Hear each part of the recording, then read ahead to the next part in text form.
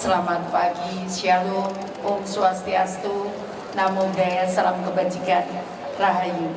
Sebetulnya sudah lama saya menunggu momen bagaimana kita bisa mengangkat kekayaan alam Indonesia ini ke percaturan dunia.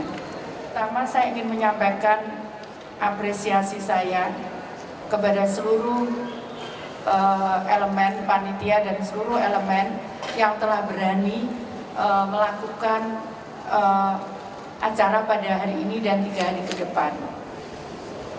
Terus terang ini sudah lama. Sebetulnya kalau Bapak Ibu tahu, saya pernah menjadi Kepala Dinas Kebersihan Pertamanan. Saat itu semua orang banyak yang mengeluh bagaimana Surabaya ini sudah kotor, panas, gitu. Nah, kemudian saya menjadi Kepala Dinas Kebersihan Pertamanan. Itu saya juga nggak ngerti, tiba-tiba begitu saya melakukan itu, mungkin Bapak Ibu sekalian tidak semudah yang Bapak Ibu sekalian lihat kondisi saat ini, kondisi Surabaya. Saat saya melakukan itu, karena tanah di Surabaya itu pasir, sehingga saya harus mengganti tanah itu menjadi tanah karena saya nggak punya anggaran saat itu. Maka kemudian saya punya tumpukan sampah yang cukup tinggi saat itu. Saya ambil untuk mengganti tanah pasir tadi. Saya ada pejabat di Polda, kantor di Ahmad Yani itu. Dia menyampaikan, Bu, Ibu baru tak panggil Kepala Dinas Kebersihan, kalau bisa nanami di depan Polda. Dia nggak tahu saya kerja mulai jam 6 sore sampai jam 3 pagi. Saya ganti tanah itu menjadi tadi, karena saya nggak punya uang. Saya punya gunungan bukit sampah lama, itu saya ambil, saya ganti tanah itu. Saya campur dengan kapur putih. Kemudian itu benar-benar saya berdarah-darah itu membangun waktu saya Kepala Dinas Kebersihan. Karena kemudian mulai nampak berubah. Saya bahkan saat itu saya bisa nanam yang tanaman tidak mungkin. Orang Surabaya mengatakan, itu kan tanaman subtropis, kenapa ditanam di tropis? Itu pasti mati, cuman proyek, saya dibilang gitu. Saya tunjukkan sampai hari ini tanaman itu masih bisa hidup. Jadi artinya apa sebetulnya? Kemudian setelah itu saya menjadi wali kota. Bapak Ibu, saya rubah lagi, tadi saya sampaikan, tidak ada sejengkal pun tanah di Surabaya yang tidak saya tanami. Dampaknya apa? Selama 10 tahun saya jadi wali kota, 400% hotel tumbuh di Surabaya. Jadi impactnya cukup besar sekali terhadap kota Surabaya. Impact yang dulu katanya nyamuknya banyak, panas, macam-macam lah alasan untuk tidak ke Surabaya. Saya tidak terima itu. Memang berdarah-darah ini kan. Kemudian saya menjadi Menteri Sosial. Ampun deh kekayaan di Indonesia ini. Saya jalan darat dari Gorontalo ke Manado, hampir 14 jam. Saya jalan darat dari Nunukan ke Pontianak, hampir 28 jam. Saya transit, berhenti nginap di saya lupa kotanya apa ya. Jadi saya tahu persis. Kemudian saya masuk di Papua, di pedalaman Papua.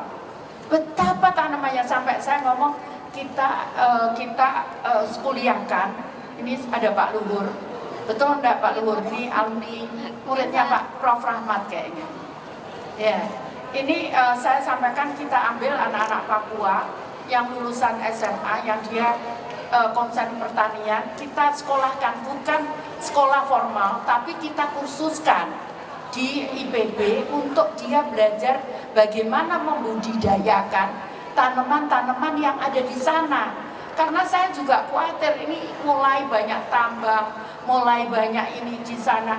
Kalau nanti itu habis tanaman itu, maka kita akan menjadi penonton yang sebetulnya tanaman itu asalnya dari Indonesia. Karena itu kenapa saya ngomong kita kuliah, nggak usah sekolah karena terlalu lama kalau sekolah. Udah kita kursuskan aja. Karena saya lakukan ini di Surabaya, Pak. Karena kalau saya nunggu dia sekolah ini, saya kapan menangnya untuk anak-anak miskin. Jadi saat saya di Surabaya itu, saya tanya kepada kepala Bapeko, berapa orang miskin di Surabaya? 14%. Aku nggak percaya. Terus dia ngomong, ibu mau tahu yang sesungguhnya? Ya, 32%. Oke, aku ambil 32%. Bu, gimana nanti ngadepi DPR muda yang ngadepi aku? Saya sampaikan gitu.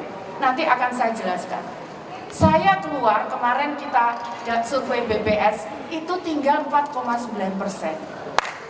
Jadi dulu inflasi tertinggi Surabaya itu sayur mayur. Kemudian saya ajari warga Surabaya, waktu cabai mahal sekali 2012. Bu, cabai mahal, kenapa nggak nanam sendiri?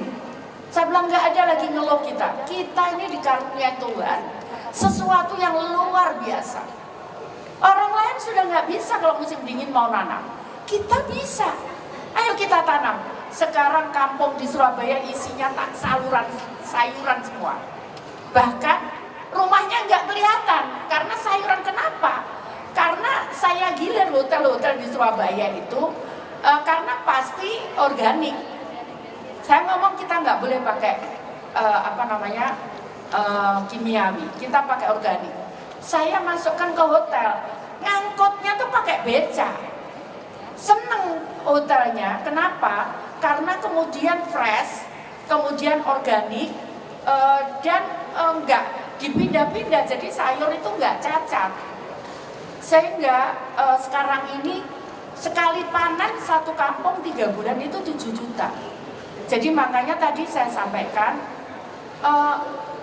kita ini dikaruniai Tuhan ini luar biasa.